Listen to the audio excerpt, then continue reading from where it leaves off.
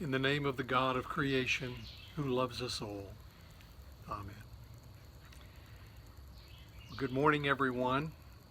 Welcome on this 20th Sunday after Pentecost. I hope this finds you all safe, healthy, and well. Sadie, the wonder dog, and I have been on a journey in our neighborhood this morning. And in the text for today from Exodus, we see Moses and the people of Israel also on a journey.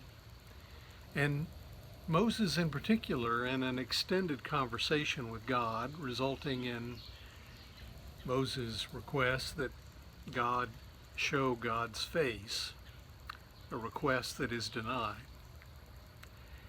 The faces of others are, of course, deeply important to us. We need look no further than music, psychology, and even theology, ultimately, such as the text from Exodus and Matthew for today, to find reminders of just how important faces can be. I wish I could see all of yours this morning. Remember, for example, James Taylor's lovely song, "Whenever I See Your Smiling Face, I Have to Smile Myself," he says, "because I love you." Or the Beatles, "I've Just Seen a Face I Can't Forget." Or Roberta Flack's song, "The First Time Ever I Saw Your Face." And of course, "I've Grown Accustomed to Her Face," from the musical My Fair Lady. Alternatively, we may express our disappointment when faces we thought trustworthy prove to be hiding something, as in smiling faces sometimes pretend to be your friend, from the undisputed truth. Can you dig it? Faces are often how we connect with others, and this is essential to what it means to become a whole person. In recent weeks, of course, we've been on this journey with Moses and the people of Israel, and I've often found myself empathizing with Moses, with the journey, and what a journey it's been. Moses was born in a time when his people, the Israelites, were an enslaved minority and increasing in population, and as we know, Pharaoh worried that they might ally themselves with Egypt's enemies. Moses' Hebrew mother secretly hid him when Pharaoh ordered all newborn Hebrew boys to be killed. And through Pharaoh's daughter, Moses was rescued from the Nile, adopted, and grew up with the Egyptian royal family. This is a journey with which we're all familiar, of course. And after 40 years of wandering in the desert, Moses died within sight of the promised land on Mount Nebo. Truth told, friends, the clinician part of me empathizes with Moses' desire to see God's face. Attachment theory is one branch of psychoanalytic theory, and it reminds us that we're born needing safe and consistent relationships, especially from our primary caregivers. Like most mammals, we form attachments with our earliest relationships, and this often happens when they respond to us in face-to-face interactions. We know this experientially, of course. Very early on, when we smile at infants, they smile back, and vice versa. The faces of those dear to us who helped shape and nurture us are so deeply important. Insecure attachments, on the other hand, can lead to challenges later in life. And regardless of the nature of our earliest relationships, we may all find ourselves in situations from time to time when we need to be reminded that we are not alone. Moses' early attachments were, to say the least, insecure and unpredictable. The psychoanalyst Anna Maria Rizzuto has written an iconic book entitled The Birth of the Living God, and it's a profoundly important text reminding us that those earliest attachments actually participate in our own religious development, including our ways of thinking about and imagining God. When I was in divinity school, I took a course with Sally McFague called The Images of God. I remember writing that paper one weekend at Gethsemane Abbey in Kentucky. It was cold and rainy and winter, and I found myself astonished as my writing began to reveal that my most meaningful image of God bore more than a passing resemblance to my maternal grandmother, who was a constant and loving presence in my life, especially so as I began to find my own way during a difficult time in the life of my family.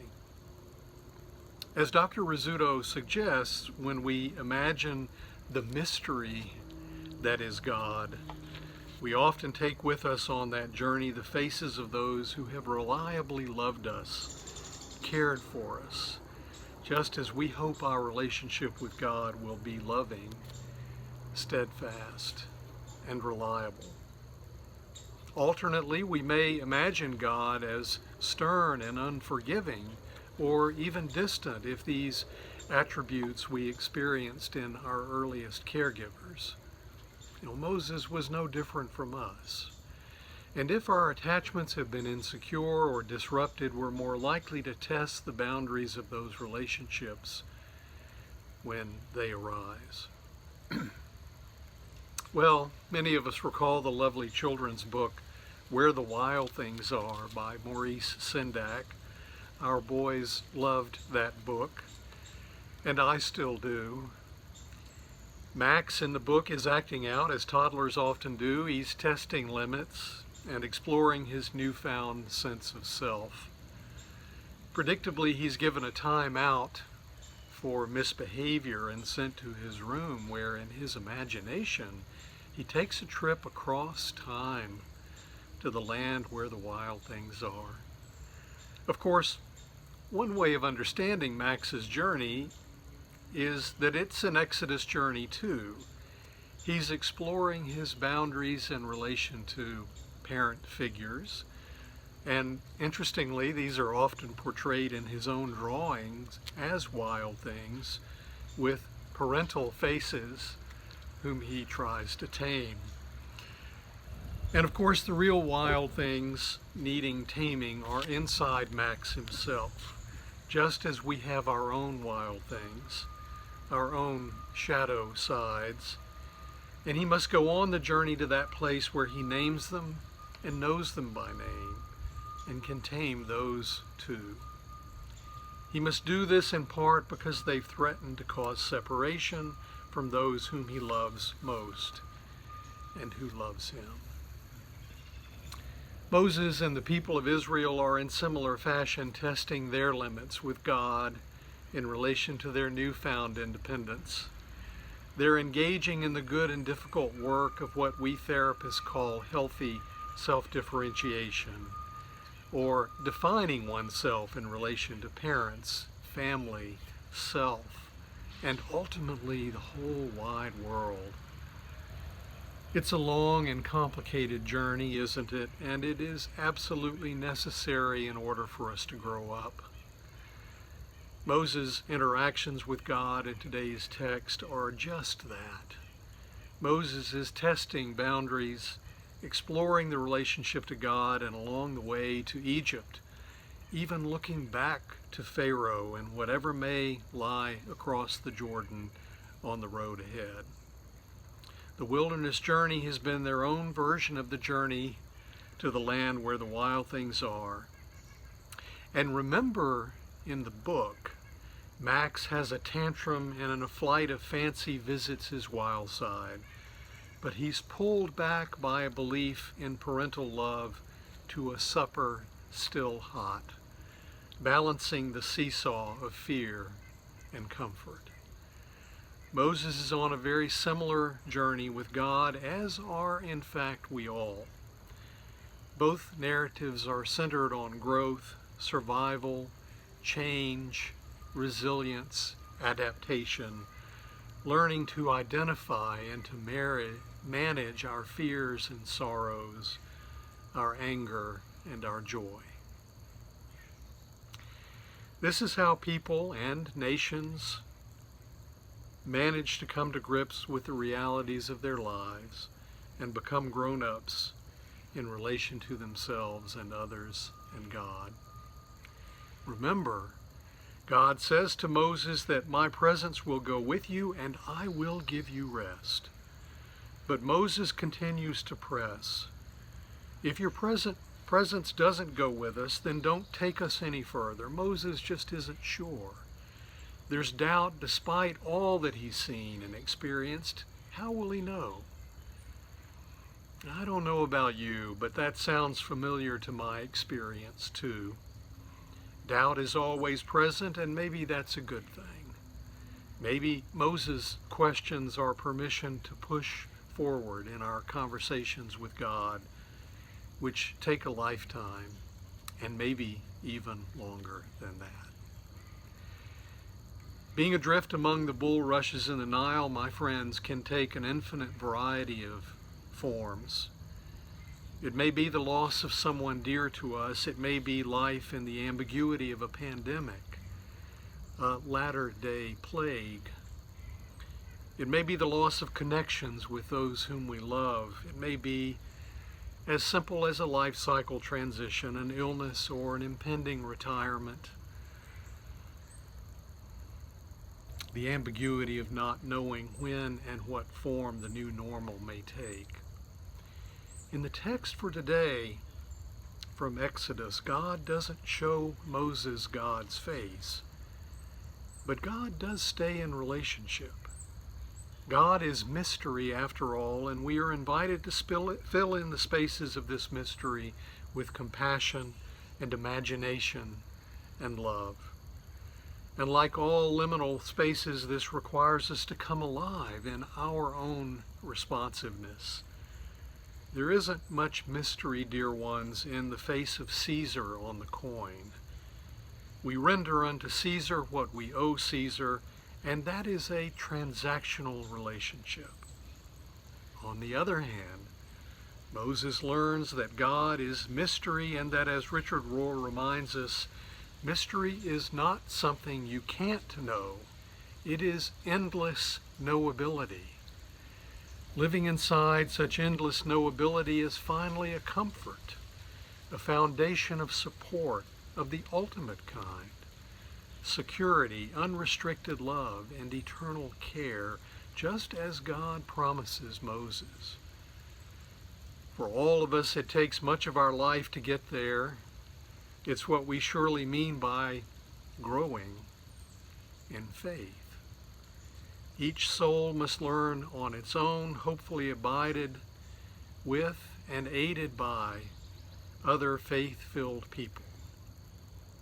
That's one reason we're gathered here today. No, unlike the image of Caesar on the coin, our relationship with God is not transactional. God asks of us that we look into the eyes of those whom we love and who love and care for us too, and see God's love reflected in those faces. As one of our beloved hymns reminds us, God is love, and where God's love is, God's own self is there. That love is not transactional love, but an incarnational and embodied love.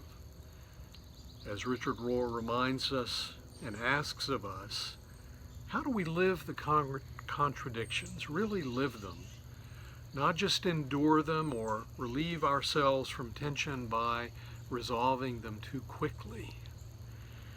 The times where we meet or reckon with our contradictions are often turning points, opportunities to enter into the deeper mystery of God, or alternatively, to evade that mystery.